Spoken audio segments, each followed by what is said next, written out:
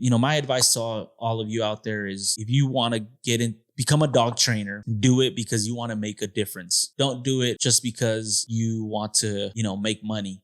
Because, the money could be good, but it could become not fun. Like you could literally have money in the bank and still be miserable. Doing it because you need the money, not because you want to do it. There you go. I mean, Raul just hit it right on the head. To me, this isn't a 9 to 5, but it has been in the past when I got stuck in these little ruts, where I was like debating, like, man, I should probably just go back to work and, just train my own sport dogs. And, but then I quickly realized like, nah, like this, I'm doing this. I'm here for a reason. And so, I was blessed with this gift that I feel I have for a reason.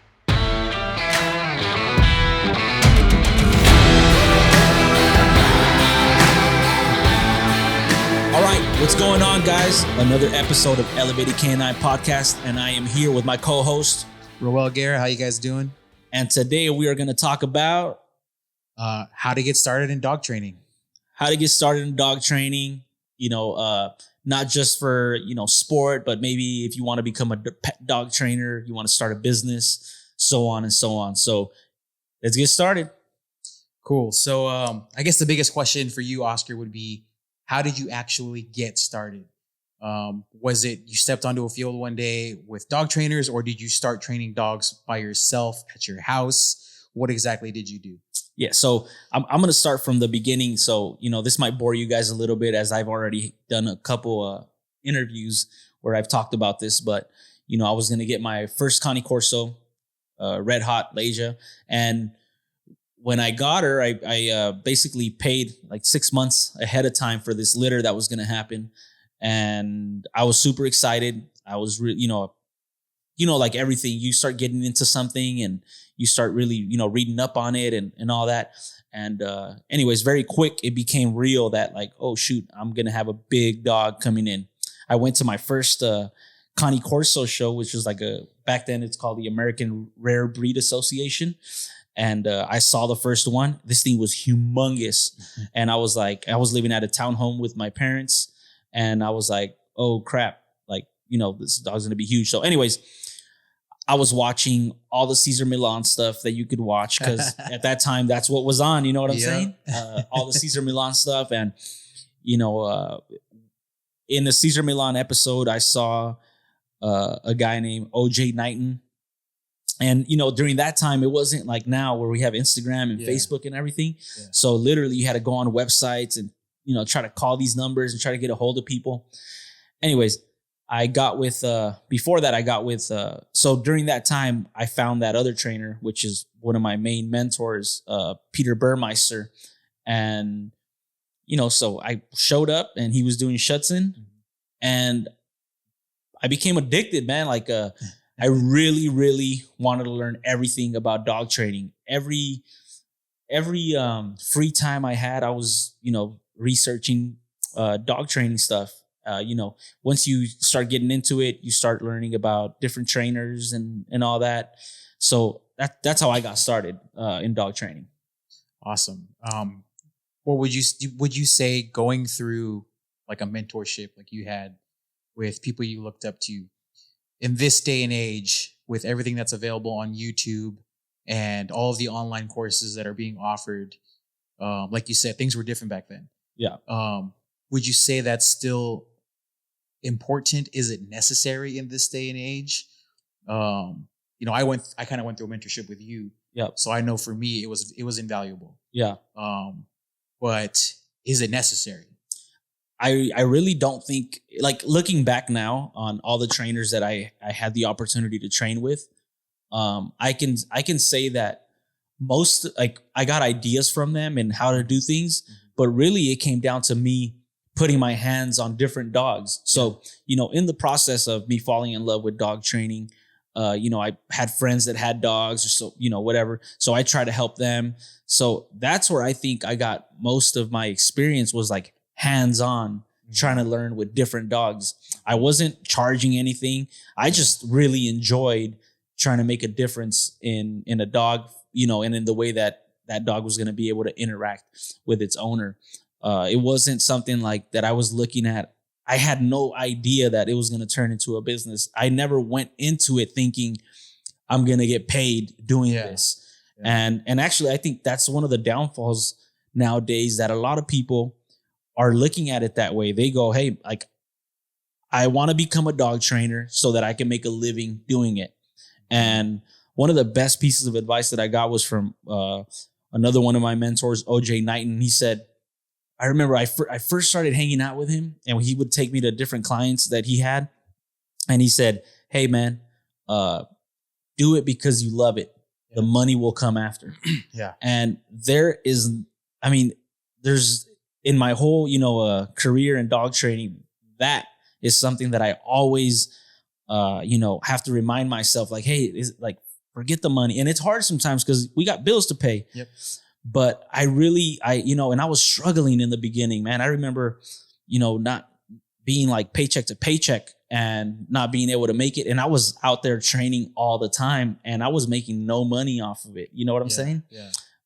But now I look back and I'm like, I really appreciate those times. I feel like those times are what made me into who I am right now. And I still have a long way to go. Like, I've only been doing it since, I started dog training since 2009. So I feel like I still have a long way to go.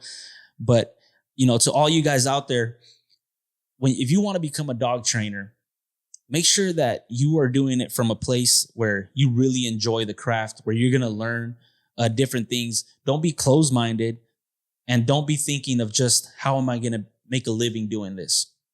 I can guarantee it. I can guarantee you, if you put the time into learning your craft and you love it, people are going to see that, and people are going to want, trust you. They're going to want to work with you.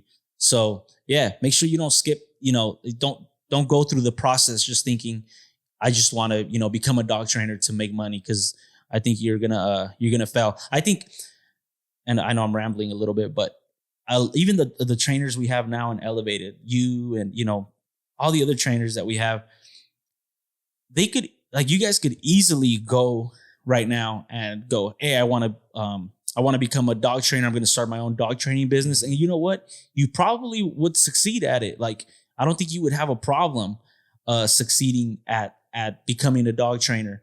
But I think that, so for me, I appreciate you guys like being part of the process. Like, it's not like I woke up one day and was like, oh, I'm just going to hire this person. No, it came through time. Like, a lot of you guys were clients before, and then you started training dogs. You were with me for at least 2 or 3 years before I was like, hey, is this something you want to do? And then you were like, yeah, this is something. Oh, cool. Let's do it then. And we continue to grow together. It wasn't just like, I'm going to do this because I want to become a dog trainer. Yeah. I saw something in you guys, and you guys obviously saw something in me that allowed us to all work together. So yeah, I know I rambled a little bit, but. All right. So I guess I'll segue into it off of that, how I got started with dog training. I had mentioned it in our first episode already, but I'd learned a style from Don Sullivan, where it's really just the prong collar and rewarding with praise. But that didn't work with my next dog. So because of that, I sought a new trainer. My friend Tiffany had pointed me to Oscar at Elevated. And so from there, I started learning a more balanced way of dog training. And 3 years later, I'm still doing lessons with Oscar because I had gotten a second dog. And I think halfway through our 10 lessons of private lessons, he asked me, hey, why don't you just start training dogs? And at that point, I'd thought about it. It had always been kind of like, I guess a dream that would never actually happen. Like everyone says, oh, I'd love to work with dogs for a living because dogs are awesome. But when he gave me that opportunity. Stop right there, though. So it wasn't just like, I saw something in Roel. It wasn't just like, oh, I want to, like I didn't see it as like, oh, this could be somebody who I could use, or something like that. I saw that he really enjoyed doing dog training. And when I would give him something to do, he would go home, get to work. And the next session, I'd be like, damn, you're killing it. Like, so that, again, to me, that is the love that I see that people have for dog training that really gets me pumped up. You know what I'm saying? Yeah. So anyways, keep going, bro. Yeah. So Uh, I was getting the dogs trained because I wanted my dogs to be trained, and I wanted to learn how to do it. That was the biggest thing. I wasn't going because I wanted Oscar to train my dogs. I wanted to learn how to train my dogs. I wanted to learn how to communicate with my dogs. And then he had said, "Hey, why don't you try training dogs for a living?" And to me, I'd always thought about it, but now it was kind of coming real. And this is another thing too. Don't be afraid to step out of your comfort zone. It was scary for me, and I think Oscar had touched on it, but it was scary for me to leave a good paying job to try and pursue something that I'd never done before. Basically, working for myself as a dog trainer. And so I started, once he asked, he gave me that opportunity. He did say, if you want to do it, you got to show me that you want it. He told me that. You got to show me that you want it. So I just started training dogs. I started training my coworkers' dogs. I started training friends' dogs, my family's dogs. And I started taking on boarding trains. And I didn't work for Elevated yet. But he was helping me out with some of the issues I was having. And because the more dogs you get your hands on, the better trainer you become. Because not all dogs are going to be like the dogs we see on YouTube that trainers are training and they're doing phenomenal and the engagement is amazing and the dog is sitting and they're doing the down and on the first lesson they're already at a heel and then you go and train a dog and it's like, wait a second, why isn't this dog like it? So you learn from experience. The best way to learn how to be a dog trainer is to get your hands on as many dogs as possible, even if that means you're not making money at first, because you're not. And I was getting up early so I could train dogs before I go to work. And then I would take a break in the middle of my workday to go home to make sure those dogs are taken care of. And I do a little bit more training. And then I go back to work and I come home and I do a little bit more training. And then eventually it got to the point to where I started getting paid to do it. And at that point, I felt comfortable leaving the job that I had. Well, I wasn't comfortable, but I said, you know what, I'm going to take a risk. I'm going to take this step and try doing something else and let's see if it works out. And so far, I'm coming up on 10 months now working full time as a dog trainer with Elevated Canine Academy. Yeah, man. And I'm happy to have Roel part of the team. As you can see, we're moving into, different stuff. And so I'm really excited. But, just to, walk people through it, just like Roel said, like when I started dog training, I had a full-time job and I had to wake up at, super early in the morning. So be at my other job by 5, come back, work dogs, go to sleep at 11, do it all over again.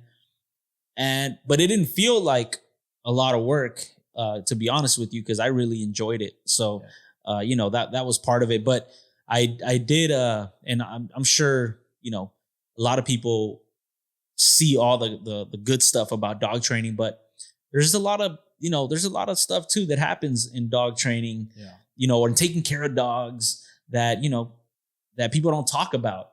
So, to my people out there that want to become dog trainers and doing all that, I do encourage you all to, before training, just being able to take care of the dog.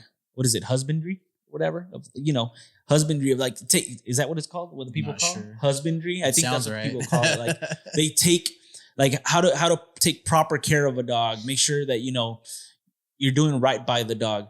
Cause you guys will see that a lot of people care about the training, but then the care for the dog is not there. Yeah. And so, and I'm going to be honest with you guys. There was a point in my dog training career that I was kind of like that. I was kind of like, just get dogs out. Let's get them trained. Let's get them out. And it sucks. Like your results suck. The relationships you have with the dogs suck. And so that was another reason why I decided to make a shift in the way things were going. Cause I was getting so busy that I wasn't able to give the dogs the attention that they needed and deserved. And that was, a pivoting point for me. I was burnt out. Yep. It was just myself and Christian running it. I was burnt out. The results weren't there. We were doing we were doing good, but not as good as it could be. And so, I decided to shift into, hey, we're going to get more trainers that really love dogs, that really love dog training. And we are going to go through this process where the dogs are going to be cared for by these people, some like they were their own dogs. And guys, even then, accidents happen sometimes. Like right now that I'm talking about this, I'm like, yeah, but like things still happen in dog training. And a lot of people won't talk about this, but we've had issues where, a dog gets in a fight with another dog. We got to take a dog to the vet, or a dog gets, sick from his stomach and we got to take him to the vet. A dog ate something. We got to take him to the vet. Yeah. And this is the ugly part of dog training that people don't talk about, that we're dealing with people's family members here. And if you get into this for the wrong reasons, I feel like you're gonna run into a lot more issues. Like I have ran into issues and everything, but I just feel like if I really just cared about numbers and doing all that, I could keep doing it, but I'm gonna run into a wall at some point, and I hate it. I hate that feeling. Yep. If you treat the dog like a number, if the dog's just a number to you, you're gonna treat it like a number. You're not gonna treat it like a dog. Yep. And it's unfair to the dog. It's unfair to yourself. And it's unfair to the people who entrust you with that dog. It is a living being. It is enough for a lot of these people. It's their family. So it's nice. It's a great job. I'm not saying don't be a dog trainer, but if you can't handle some of the things that might come with dog training, because accidents will happen, things will happen. It might not happen in the first 5 or 6 years of your business, but eventually it's going to happen. And it's hard. And it's tough. And it's tough. It's tough. I mean, again, these are people's family members. They're living animals, and they have feelings and all that. And it's tough when something happens. And I don't wish it on my worst enemy, to be honest with you, of, having to deal with, you having to explain to somebody that, hey, your dog just got bit by another dog, or, your dog got sick. We're taking him to the vet. Swallowed a ball. Huh? Swallowed a ball. And, Roel had one of my dogs, and he swallowed a ball, and he ended up taking him to the vet. But, luckily it was a friend. I consider a friend's dog, somebody within the company, and he was fine. But even then, he was willing to go and spend, the $6,000 or whatever it was going to be for surgery and that's, really, that's what it comes down to. Like, he was stressed out, not just because of me, but like because of the dog. Yep. It wasn't, so make sure, guys, if you guys are getting into dog training, don't ever lose that side of it. Don't ever lose the caring for the animal side of it. Don't look at it as just another number that I got to get this dog in and get him out. Don't get stuck in the hamster wheel of, the same thing every day, trying to just get through it, because you will fall out of love of dog training very fast. You will experience burnout, and not only will you suffer, but the dogs in your care will suffer as well. So anyways, that's I know we took it a little different turn, but I think it is important for people to see that side of dog training. Nobody ever talks about that stuff. Yeah, nobody talks about it. And so the dog training is fun. I love it. Everybody loves it. But then you have the other side of it, dealing with people that, with different types of characteristics and, attitudes that you're dealing with. Yeah. You don't know what issues they are having in their personal life that, they're bringing into it. So, dog training kind of like has taught me how to deal with all kinds of people. And that's another thing that I appreciate, it has also, I'm gonna talk about this one time. I had this lady. She was she had a Connie Corso. She was driving down from San Diego, and she was like handy. Like she couldn't walk well. I forgot, but she would never let this dog run with other dogs because the dog was a little reactive, right? And I remember she came down. We met in Pomona at the park by my house, and I worked with the dog. And I remember, I don't know what got into me. I was kind of dumb and foolish at the time too, but I was like, why don't you just cut him loose? And I had my dogs running around playing. I think I had Slater. And anyways, I told her to just cut this dog loose. I'm guessing from, trying to remember from that time, I saw that the dog was, nothing was going to happen, that the dog was good. She cut this dog loose. This dog just starts playing with my dogs. I mean, they're just having a good time. And then I'm just looking at him like, oh, cool, I turned, bro. This lady was bawling. She's like crying, and she's just like giving me a hug, telling me how much she is enjoying seeing her dog play with these other dogs. Yeah. I don't think anything could like beat that feeling right there. When you get somebody that has not been able to let their dog run with other dogs since they had them for, I think this dog was like 4 or 5 years old or something. Yeah. And to be able to see this dog play, and I'm not recommending this to everybody, I'm just saying this is what happened in this instance. But seeing the joy in her, that it brought tears to her eyes, that is everything. And I always remind myself of these stories because I always have to bring myself like, this is why you fell in love with dog training, for this reason, that you're going to be able to help more people. So, and I think honestly, make sure you guys get into dog training for those reasons. All right. Now, there's the business side of it. And some people are really good at business and build very, very successful dog training businesses in a couple of years because, they just have it, they know. And so I'm not that guy. I feel like, I have learned through mistakes and trying to, learn about business. That's a different side of it that I didn't know that I'm learning. And, I'm getting better at it. Thank for, I have people that have advised me well, and they always give me input.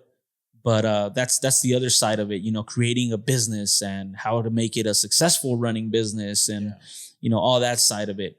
And then you put those together, and some things happen. But my advice to all of you out there is, if you want to become a dog trainer, do it because you want to make a difference. Don't do it just because you want to, make money, because the money could be good, but it could become, actually like not fun. Like it could, like you could literally have money in the bank and still be miserable. Because at that point it's a job. It's a 9 to 5. It's a 9 to 5. Yeah. Exactly. You're doing it because you need the money, not because you want to do it. There you go. I mean, Roel just hit it right on the head. To me, this isn't a 9 to 5, but it has been in the past when I got stuck in these little ruts, where I was like debating, like, man, I should probably just go back to work and, just train my own sport dogs. And, but then I quickly realized, like, nah, like this, I'm doing this. I'm here for a reason. And so, I was blessed with this gift that I feel I have for a reason. So, awesome. All right. So, now we're done talking about how to become a dog trainer and business as a trainer. We did put out earlier today that we're going to be shooting this episode. So wait up before you go there, guys. This is our journey of becoming a dog trainer. Yeah, it's not the only one. I'm sure you all could have your own. So, anyways, I just wanted to make sure I mentioned that. Yeah, this is how we did it, but everyone's going to have their own journey. Yeah, and you'll get there. If you want to get there, you'll get there. You just got to make a way. So we have some questions from Instagram about training dogs. So here we go with a couple of questions. Oscar can kick it off. Let's see. So here goes. First question from Shadow, the Cane Corso 2022. My Cane Corso is 4.5 months old and a very good boy. Will he change a lot as a teen? So I do believe that dogs mature, and some things could change. However, what you instill in him right now, the structure, the routine, the good habits that you instill in him right now are definitely going to be able to help you when he becomes a little older and a little more mature. So is he going to change? I think all dogs change, but if you instill those things right now, I think you're going to have a way easier transition from puppy to young adult to, a full adult. So just make sure that you are putting in the reps. You're making sure you have a good structure for him to ensure that as he gets older, he will stay doing all these good things. Got it? Yeah. How old was the dog now? He's 4.5 months. Yeah. Just think of it as, a comparison to a child at, we'll say 4.5 years old versus when they're 15. There is going to be a difference. Your dog's not going to be a puppy. He's going to grow. There are some personality traits that might stay, and you're going to see some personality traits that you've never seen before start coming out in your dog. Each dog has a certain way that they act. Every dog's genetics are different.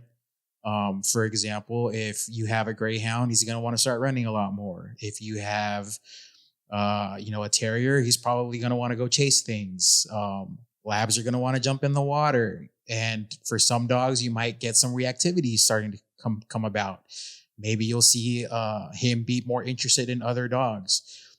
Maybe you'll see them be interested in people more so. They become more confident. So you're going to see some changes, but just like Oscar touched on, if you start putting things in place now and you start giving the dog structure and the dog starts learning what it is you're asking of them and your communication starts to become more clear for the dog, you're going to be able to deal with these things as he gets older. Yep. If you see issues right now is the time to tackle those issues. Don't think that just because he's a puppy, you're just going to let it slide, because that dog is going to become older and you're going to see those same issues just times 10. So, all right. Question number 2. Is it important to not let a dog free roam when between training sessions in general? This is from Ben Light 92. So if it's in a training session, if we're talking about competition dogs, I definitely feel like a lot of people neglect the in-between exercises. Yeah. I feel that people, for example, you do change of positions and he does good. You pay him, you out your dog, and then you just let him chill out or whatever, or like let him wander off and think about other things. I look at my dog training sessions as my competition. So I want my dog to be in flow. I want to flow into the next exercise. Yeah. So if I'm rewarding my dog, I'm going to play with him, out him, play with him again, somehow end back into heel position where he's focused healing. He feels like he's focused healing for the reward right away, but I will go into my next exercise. I won't just like out him and then just wander off to my next exercise. Yeah. No, I want to make sure that there's a flow to my training sessions. And I would, anytime you're in a training session, I would make sure that you take that approach of not neglecting the in-between. Always have a flow of how you're going to go into the next exercise. And honestly, I feel like it's one of those things that it's actually a skill that you will get as you keep training dogs. You won't see it until later, especially when you go into trial, when you don't reward your dog and he goes, what happened? Why am I not getting rewarded? And, he starts wandering off. If he wanders off in your training sessions, he's definitely going to do it in trial. Same thing for pet dogs. You want your training session to flow. Yeah. If this is regarding just being in the house after a training session, I personally like to, after a training session with a dog, I'll take the dog and I'll either tether it to something or put it in a down, or I'll put them in the kennel or the crate so they can kind of think about what just happened and reflect on the session that they just had. Do I allow the dogs to free roam? My own personal dogs? No, I don't allow them to free roam. If the training session's over, they don't just get to go do what they want to do. For me personally, my dogs are structured throughout the entire day. There's time for them to be in the crate. There's time for them to be out to play. But I personally don't let my dogs free roam the house. But for those who do, I wouldn't go from a training session right to free roaming. All right. I was thinking about competition, so my bad. Yeah. I think I got it wrong. That's okay. Now that I'm going back and reading it. Yeah. So see, not let a dog free roam when between training sessions in general. I feel like a training session is all day, right?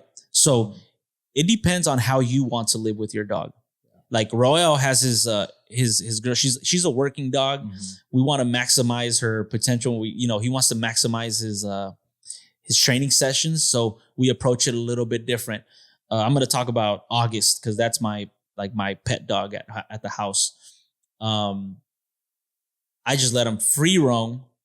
However, during the time that he's free roaming, I am always making sure that he is making the right choices. Yeah. I don't just let him, do whatever he wants. I let him just chill out because that's what he's going to be doing every day when I'm not home and my wife is there dealing with him. So I have a few key words in place, like the word off. He knows that off means stop whatever you're doing. And my wife can say it, and he knows that. So, I do let my dogs free roam, but that is his life, is hanging out at the house. And so I think that you have to see what you want from your dog. If it's going to be a working dog or if it's going to be your regular pet dog, and what type of dog you have.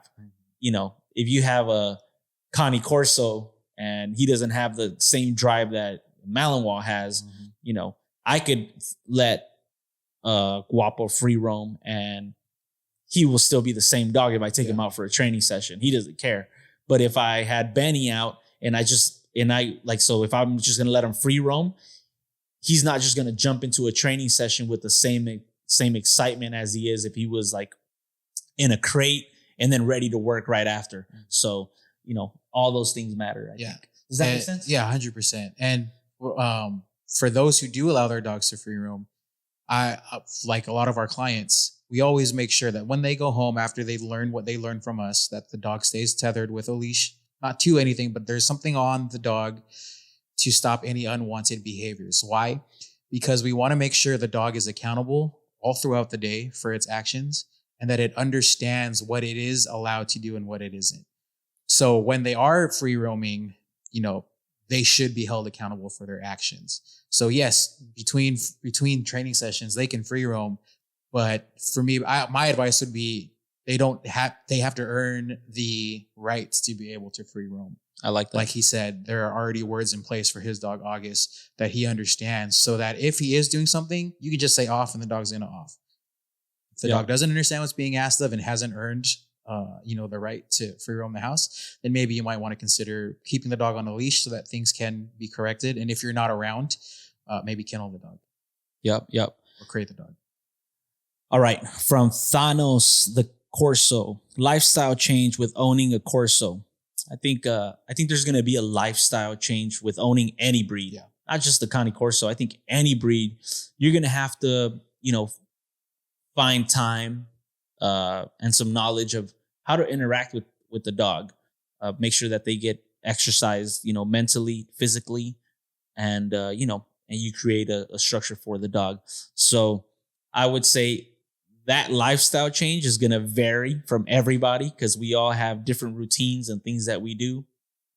So yeah, I mean, I wouldn't necessarily say for the Corso, for any dog, you're gonna need a lifestyle change, and that really comes to just being able to supply the dog with its needs. That's about it. All right, he's on a leash and is perfectly calm until the car. I'm guessing. Let me see. Oh, wait up. How do I get my dog from wanting to chase cars when walking him? He's on a leash and is perfectly calm until the car. Until the car passes. Yeah. So obviously, the dog is probably chasing cars because he's got something in there genetically that is triggering a car moving and making him, lunge at cars. So we have to figure out what that is. And I'm gonna give an example of another dog that I got to work not long ago that I saw a big change in, not for cars, but for something different. And I'm gonna use this as an example that can hopefully be able to help this question. So one of our friends, her name is Isabel. She has a dog named Guapo, and this dog is reactive to other dogs. I mean, he goes crazy, right? And it was interesting to me because I was one of our trainers, Chris, was working with the dog. I was there, and so then I got the leash. I corrected him a couple times, for showing some of this behavior, and he got better. It was good, but not long ago she took him to the field, and because I was like, hey, why don't you just like teach him focus healing and do some bite work with him or something. And she took him to the field, and we put him in a puppy circle almost. And at first he was barking to the other dogs.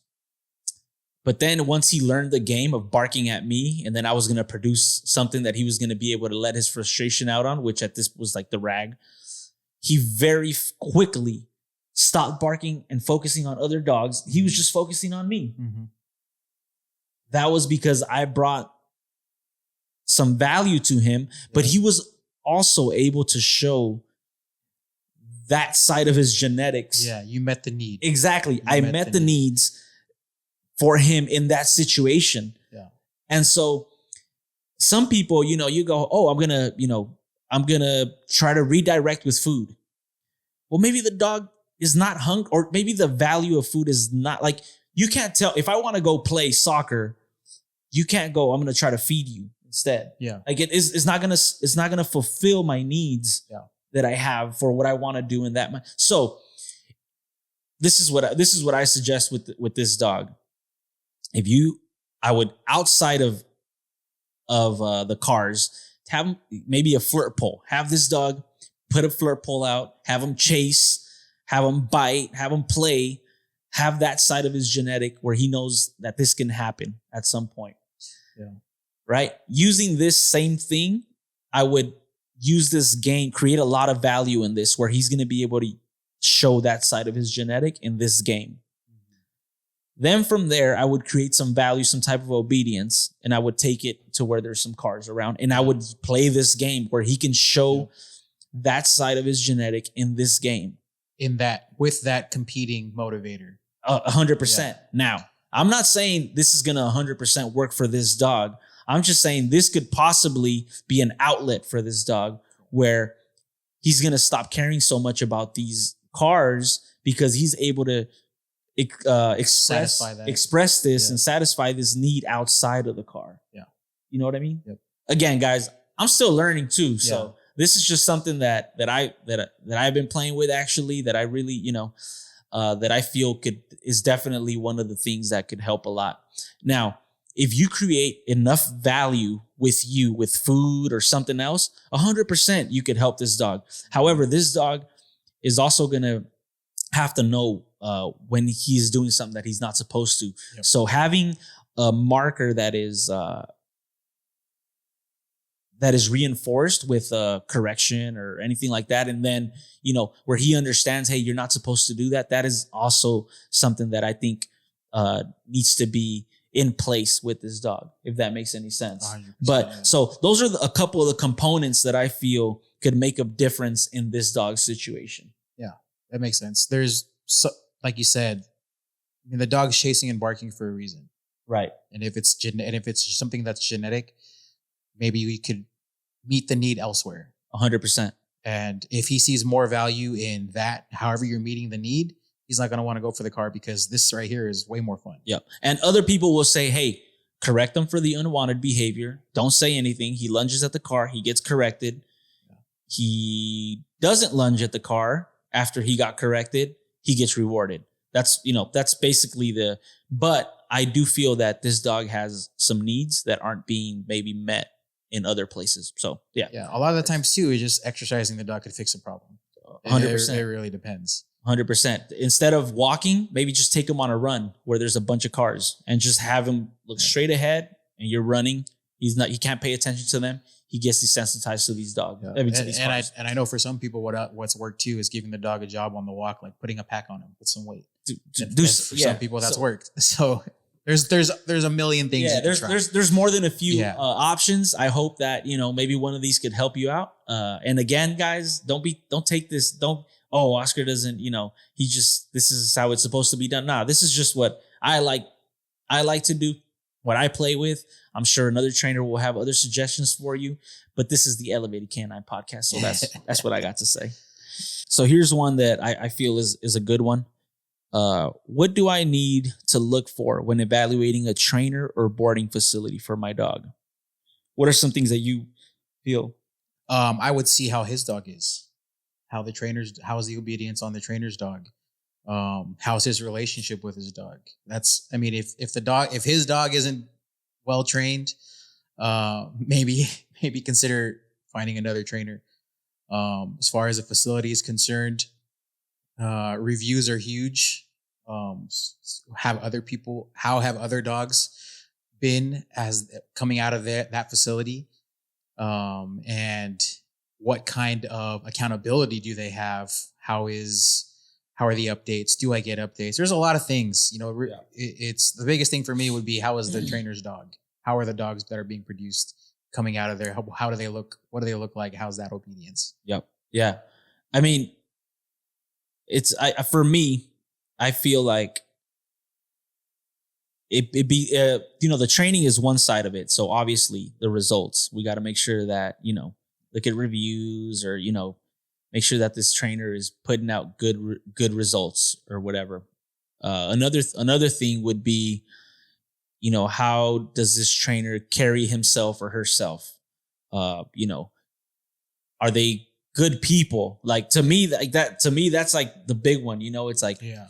Are they good people? Like I always hear trainers say like, I train dogs because I can't deal with people. And I just don't understand that, because the biggest thing is dealing with people when training dogs. So, there's a lot of things you can look at. Obviously the facility, we work a little different at Elevated. We don't have a facility. We have a training field, and that's where, our trainers meet and we could take boarding trains, but we don't have a facility. They live with our trainer, and we only have a certain amount of dogs that the trainer takes in, because I personally don't want the trainer to be burnt out or overwhelmed with too many dogs. So you would have to see, where your dog's going to be staying and all that. One thing that I require from all of our trainers to show us, I know where all the dogs are staying. We have cameras, we have the air tags, we have all that, because of things that have happened in the past that we have to deal with, issues and stuff. So we're learning as we go. But you got to make sure you have a good vibe with the trainer. You meet the trainer, you see his dog, her dog. You like what you see. You ask as many questions as you can. If they feel like they shouldn't answer a certain question and all that, and you get a bad feel, it's okay to say no. I'm going to say no. If I get a bad vibe from one of our clients, like I'm like, I don't know if we want to bring this, I'm going to just say it straight up. Hey, you know what? I don't think we are the right dog trainers for you. So make sure that you are allowed to have that, that same thing. If you don't feel safe, but at the end of the day, you're always taking a gamble, really, man, to be honest with you. Like, even, I don't know, man, it's hard to explain, but I feel like at the end of the day, have a good vibe from the trainer. If you are leaving them at a facility, check out the facility, see if it meets your needs, and, go from there. Yeah. Personality matters. I think that a lot, that, that says a lot about somebody, especially if they're going to be taking care of my dog. I want to see where they're, and you can't get it all the time. Some people put up a good front, but definitely, see where their heart is at. Yeah. And that goes both ways for people who are interested in becoming dog trainers. The way you carry yourself, how you talk to people, how you deal with people, tactfulness, it's all very important. Yep. Yeah. That it's, and some people aren't going to be the right one. Like, we have, 8 trainers? We have 8 trainers or something. And maybe one of our trainers isn't going to be the one you jive with. And it's okay for you to go, hey, I didn't really like this trainer's approach. And we'll go, okay, no worries. Let's check out this other one, see if this one works. And if that one doesn't work and you want to go somewhere else, no problem. Yeah. We're and we've good done with that. it. We've done that. Yeah, we've done like we have and then because that other trainer might be the perfect fit for somebody else. Doesn't mean that, it's just about fitting the right people together, the right trainer and client. For me, the right trainer and client together where we're going to have some success. So that's it. For sure. Anyways, I think we covered a lot on this episode. Guys, I just want to put a disclaimer out there. This is our opinions. This isn't, that's just how we feel about things, how we feel about dog training. And I hope that we could bring some value to you guys, in your dog training journey or with you and your dog. And we're not making any money off this. So all we ask is that you guys put it out there. If you guys enjoy it, please share. Roel's putting a ton of work into this thing. I know it might not seem like a lot, but Roel is putting hours and hours into this, and we want to keep being able to help people out there. So please make sure you guys share. If you guys could leave a review, make sure you guys do that, and we appreciate you guys. Yeah. Give us a like, subscribe to the YouTube channel if you can, and leave us a comment. Let us know what kind of dog you have, and maybe if you have a question, you can leave it in the comments as well. And who knows, maybe on the next episode we'll answer it. Cool, man. So till the next one, guys, elevate your mind, elevate your game. Let's go.